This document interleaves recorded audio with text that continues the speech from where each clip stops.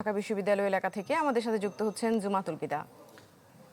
বিদা, আনুষ্ঠানিকতার একেবারেই শেষ পর্যায়ে রয়েছে, আপনার পেছনে এখনো কাজ চলছে, কতটুকু চলছে?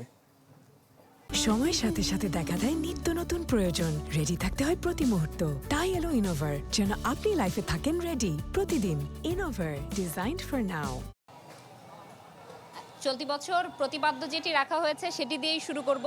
প্রতিপাদ্য রাখা হয়েছে যে বর্ষবরণের ঐকতান, গণতন্ত্রের পুনরুত্থান, এবং এই পুনরুত্থান শব্দটির সাথে তারা জুড়েছেন নতুন ভোর, যার কারণে মোটিভেও তারা এমন মোটিভগুলো রেখেছেন যাতে নতুন করে পথ চলা শুরুর ক্ষেত্রে এটি প্রেরণা দেয়। আমার ঠিক পেছনে যেটি দেখছিলেন কাজ চলছিল সেটি হচ্ছে দোতরা।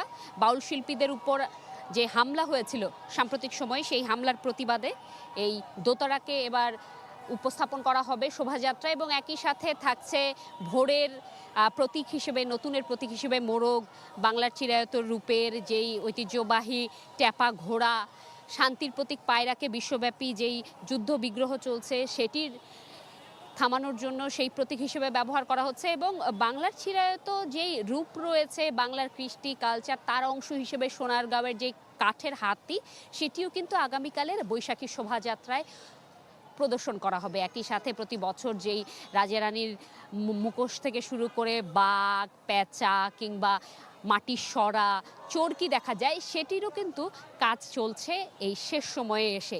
আগামীকাল সকাল 9টায় ঢাকা বিশ্ববিদ্যালয় চারুকলা অনুষদের এই যেই স্থানটিতে আমরা রয়েছি, এখান থেকে সকাল সকাল মোটিভগুলোকে আসলে রাস্তায় সারিবদ্ধভাবে সাজানো হবে, এবং যারা বাংলার মানুষ রয়েছেন বিভিন্ন জায়গা থেকে এই শোভাযাত্রায় অংশগ্রহণের জন্য আসবেন, তারা আসলে সকাল 9টায় এই শোভাযাত্রাটি শুরু হবে। এবং শোভাযাত্রাটি মূলত ঢাকা বিশ্ববিদ্যালয়ের যেই পার্শ্ববর্তী শাহবাগ থানা রয়েছে, থানার মোড়টুকু ঘুরে চলে যাবে টিএসসি হয়ে দোয়েল চত্বর। দোয়েল চত্বরে থেকে এটি পুনরায় আসলে ঘুরে বাংলা একাডেমি হয়ে টিএসসি হয়ে ফিরবে ঠিক এই চারুকলা প্রাঙ্গণেই। এবং যেই 3 দিনব্যাপী চারুকলা আয়োজন রয়েছে নতুন বছরকে ঘিরে, সেই 3 দিনব্যাপী আয়োজনের আজকে প্রথম দিন। চৈত্র সংক্রান্তির আয়োজনটি চলছে বকুলতলায়। সেখানে গানের আয়োজনে অংশ নিয়েছেন দেশবরেণ্য শিল্পীদের সাথে সাথে সাবেক এবং বর্তমান যেই শিক্ষক শিক্ষার্থী রয়েছে চারুকলা, তারা। এবং এই আয়োজন কিন্তু 16 এপ্রিল পর্যন্ত চলবে। এই ছিল আমার কাছে এখান থেকে সর্বশেষ।